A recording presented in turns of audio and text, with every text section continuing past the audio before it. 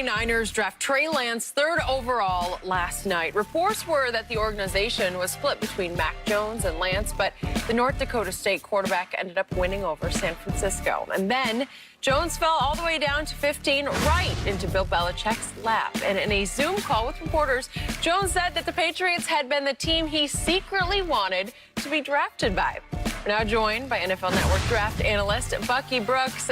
Bucky, great to have you. In your opinion, who made the better choice, the 49ers moving up to get Lance at 3 or the Patriots holding at 15 and getting Mac Jones?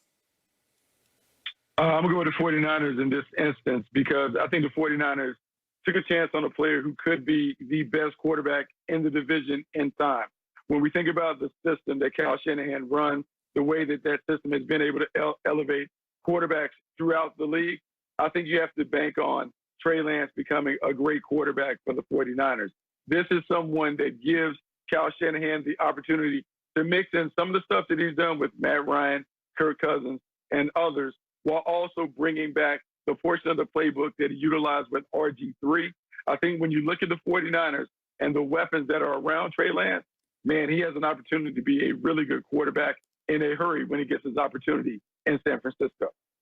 I agree, but it's a situation, the way I look at it, they both got what they wanted. One team had more capital to give up, so they bought a more expensive car. The other guy had to wait because, you know, he was already a little behind on the payment, so he had to wait for the car to come to him, Bucky. I agree with you because I know Kyle Shanahan. I know the type of offense that he wants to run, and this is more – Trey Lance is going to be able to get off script more than Mac Jones and make plays. He can make plays outside of the pocket, not only with his legs, but with his arm also. I think Mac Jones, he's really only going to be able to make a certain amount of plays once you get off script. Now, if you can keep him on script, well, hey, he's going to light you up. And that's most quarterbacks can do that because the ball's going to come out quick. He's very accurate. He processes information fast. But Kyle Shanahan in the true West Coast system, it's a lot of run. It's a lot of bootleg. It's a lot of get outside of the pocket, and we're going to make life a lot easier for you. And because they run the football so well, guys are going to be open.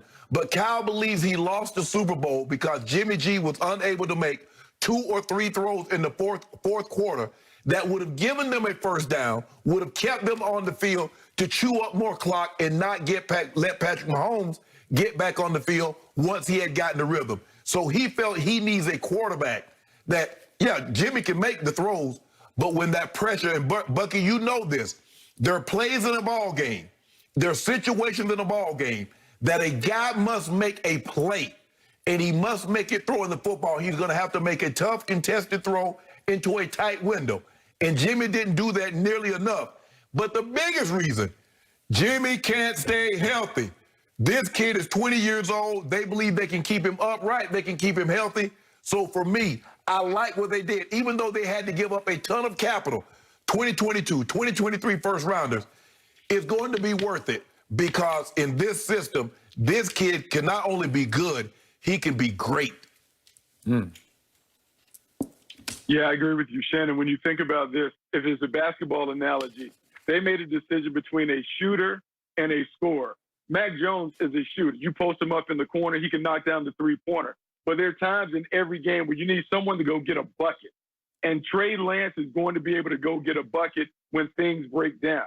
And so when I look at this, I think the influence of the athletic quarterback, not only Lamar Jackson, but what Josh Allen has been able to do in Buffalo, Pat Mahomes being able to make plays in Kansas City.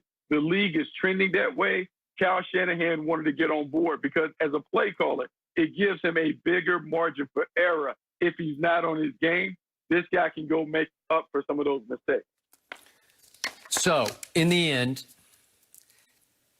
I'm trying not to discount what Mac Jones did at Alabama because it was just spectacular. There's nothing not to like about it. Correct.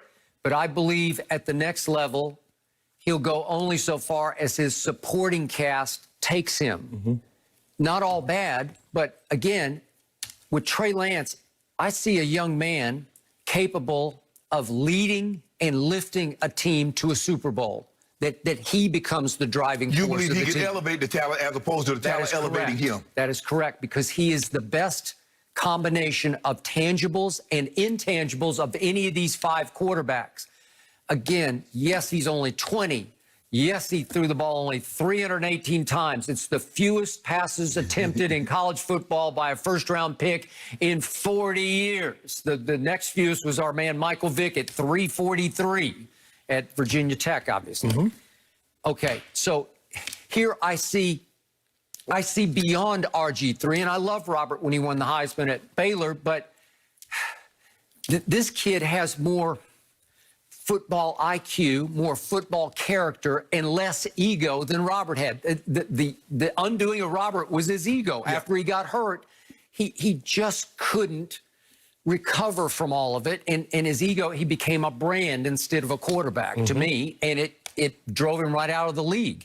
So in the end, they made the absolute right choice, but it took them a while because they had to watch the tape. And the more Kyle said he watched the tape, he kept giving pluses to the 2019 season of 16 games. He said, I gave him 160 plus plays, and he says, I'm a hard grader. And so after a while, he said, well, what am I thinking? Yeah, you love the tape of Mac Jones, but do you care about that he's throwing to the Heisman Trophy winner, being protected by the best offensive line? And Kyle said something very interesting last night, too. He said, if you look, you talk about 17 games, he said he started about the same amount of games as Mac Jones. The same.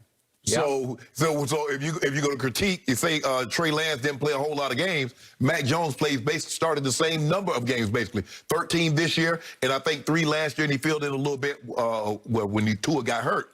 So the numbers are there, and like you said, his ability, his legs, and that's what and like you said, Bucky, if you look at where they're going, with the exception of Brady, Brady is really the last of the statuesque quarterbacks. All the other quarterbacks have that second dimension, which is the ability to run, the ability to make plays outside of their pocket with their legs. Brady get outside, Brady's still looking to throw the football. And I believe that's what Mac Jones is. Mac Jones is more Brady. I'm not saying he's going to be. People need to stop. When we say someone, we're evaluating them like when Brady came out of college, Mac Jones coming out of college. We're not talking about Brady right now and Mac Jones. We're talking about when they come out of college, you look at what Brady was. Skipping people like, well, he doesn't move and he awkward. He ran a 6-flat 40 and all. But can he throw the football? Yes. He can't throw the football. I think here's the thing with Mac Jones. More pressure now would be on Bill Belichick to build up the supporting cast around him. Right now, Mac Jones cannot play with the lineup that they have around him. They can't. Look, Kendrick Bourne is a nice player. Nelson Aguilar is a nice player. But for Mac Jones to do what he wants to do, they had to have great players. Yes, I like Hunter Henry and Jonnu Smith, but you have to have a dominant number one receiver on the outside because he's going to be a point guard. He's going to be a distributor. The ball is going to come out of his hands.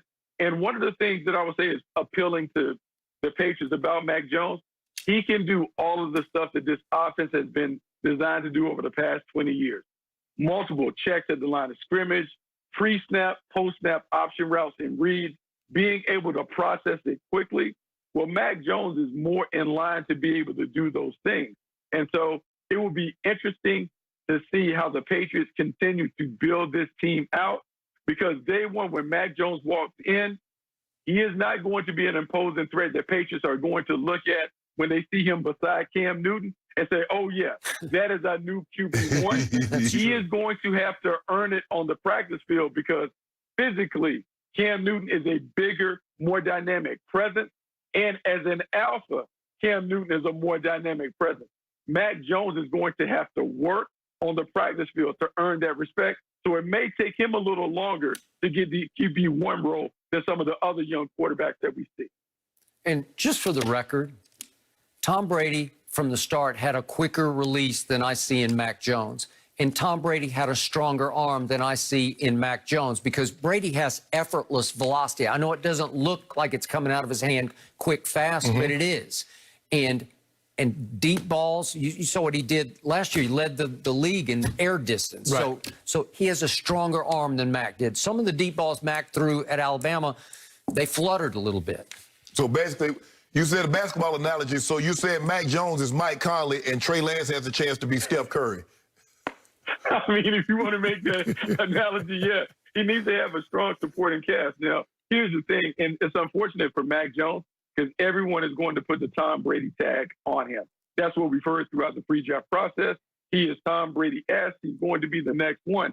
We have to be careful because his game is not quite Tom Brady-esque. He doesn't necessarily have the arm that Skip alludes to. And so when I think about this, if we're not careful, the Patriots could look more like the Patriots under Brian Hoyer with Mac Jones than with Tom Brady. And so it's really important that they build up the cast around him to give him the best chance to succeed in New England.